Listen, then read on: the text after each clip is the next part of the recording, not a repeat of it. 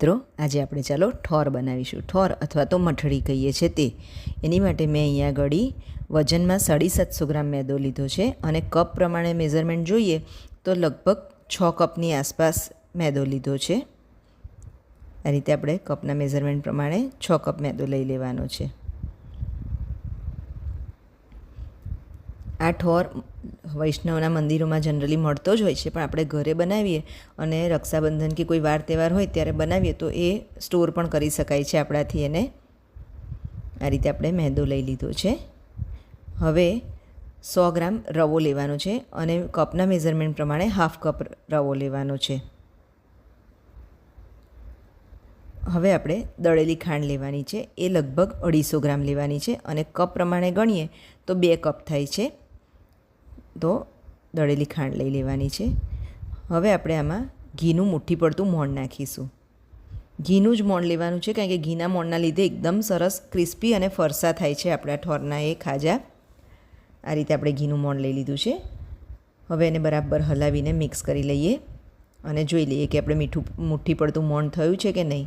થઈ ગયું છે. જો ના થયું હોય તો આપણે બીજું ઘી એડ કરવાનું છે. હું અહીંયા એનો લોટ દૂધથી બાંધી રહી છું, કારણ કે મારા ઘરે ભગવાનને ધરાવવાનું હોય તો અમે જનરલી મીઠાઈ દૂધથી જ બનાવતા હોઈએ છીએ. તો આ રીતે આપણે એનો કઠણ લોટ બાંધી લેવાનો છે. તમે પાણીથી પણ લોટ બાંધી શકો છો. આપણે લોટને લગભગ 20 મિનિટનો રેસ્ટ આપી દઈશું અને ત્યાં સુધી ચાસણી બનાવવા મૂકી દઈએ. એની માટે મેં અહીંયા આગળ 1 કિલો ખાંડ લીધી છે અને ખાંડ ડૂબે એટલું પાણી રેડવાનું છે આપણે અહીંયા આગળ. આ રીતે ખાંડ ડૂબે એટલું પાણી લીધું છે ને હવે ગેસની ફ્લેમ ઓન કરીને એને ચાસણીને થવા દઈશું. ત્યાં સુધી આપણે આ રીતે લોટને ટીપી લઈશું થોડોક, કે જેથી કરીને આપણા સરસ સોફ્ટ ખાજા થાય. આ રીતે આપણે ટીપી લેવાનો છે થોડોક એને.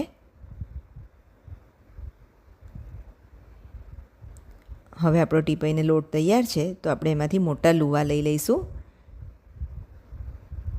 એના મોટા લુવા લઈ લેવાના છે. આ રીતે બનાવી અને હવે આપણે એને મોટી ભાખરી વણી લેવાની છે ને એ ત્યાં વણીએ ત્યાં સુધી આપણે અહીંયા આગળ ઘી ગરમ મૂકી દીધું છે તળવા માટે.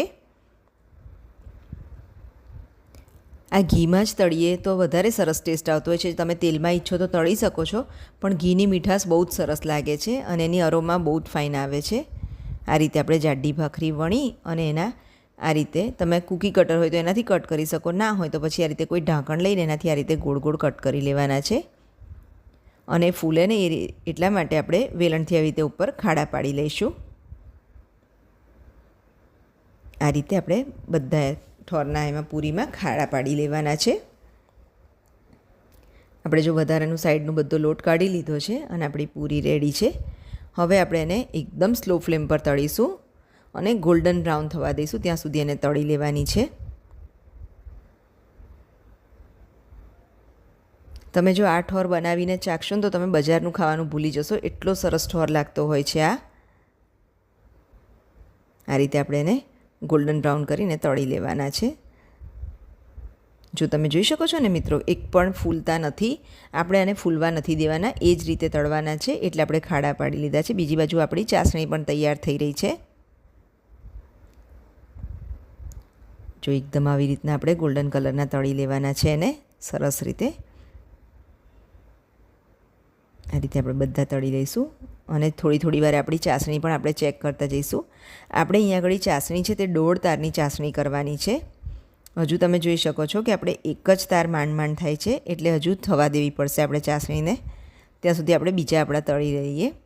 જો તમે જોઈ શકો છો ને કેવા સરસ ક્રિસ્પી પણ છે અને એકદમ સોફ્ટ પણ લાગે છે ખાવામાં અને વચ્ચે પડ જેવું પણ લાગે છે. હવે આપણી ચાસણી રેડી છે 1.5 તારની. તો આપણે એમાં ખાજા બધા એડ કરી દઈશું પૂરીના.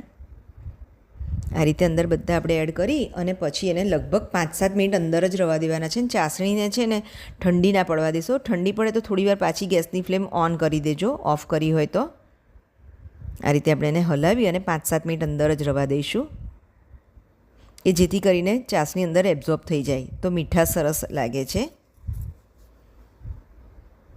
હવે આપણે એને રવા દીધા પછી થોડી વાર થાય એટલે આ રીતે એક એક કરી અને કાઢી અને છૂટા પાથરી લેવાના છે એક મોટા વાસણમાં.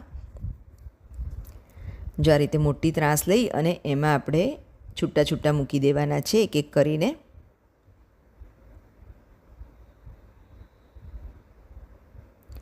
1.5 તારની ચાસણી જ કરવાની છે.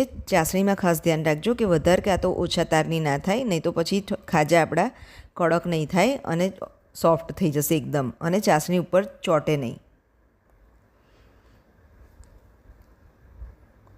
આ રીતે આપણે જો પોળા કરીને બધા કાઢી લીધા છે, તમે જોઈ શકો છો ને.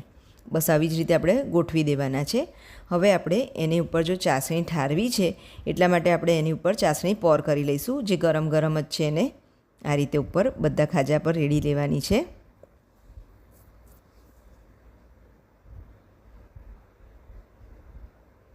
આ રીતે આપણે ધીમે ધીમે કરી અને બધા ઠોર પર કવર થાય એવી રીતે રેડી લેવાની છે, કે જેથી ઠંડી પડે ને તો ઠરીને બહુ જ સરસ લાગશે એનો લુક પણ. આપણે આ ઠંડા પડવા દઈશું. હવે એને લગભગ 2 કલાક ઠંડા પડવા દેવાના છે, 2 થી 3 કલાક.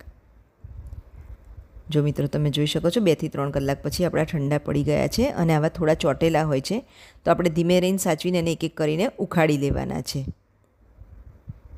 અને એને પાછા ઉલટાઈને પણ થોડી વાર રવા દેવાના છે, પલટાઈને આ રીતે. જો તમે જોઈ શકો છો ને ઉપર સરસ કેવી ખાંડની ચાસણી તૈયાર થઈ છે, વ્હાઈટ કલરની. આપણા તો ઠોરના બધા રેડી છે ઠોર.